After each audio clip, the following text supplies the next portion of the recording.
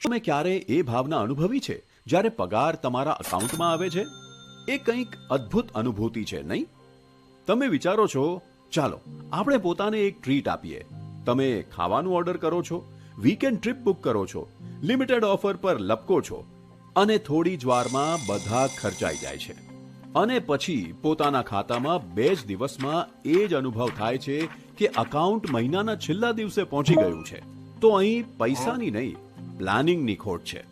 Budget બનાવવું boring નથી, એ empowering છે. એટલે કે તમે નક્કી કરો છો કે પૈસા ક્યાં જશે, નહીં કે પછી વિચારતા રહો કે એ ક્યાં ગયા. એક સરળ નિયમ: ખર્ચ કરતા પહેલા બચત.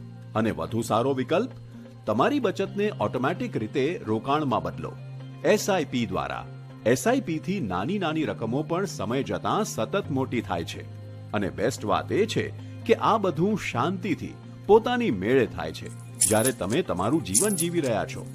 આજથી યોજના બનાવો, વૃદ્ધિ શરૂ કરો.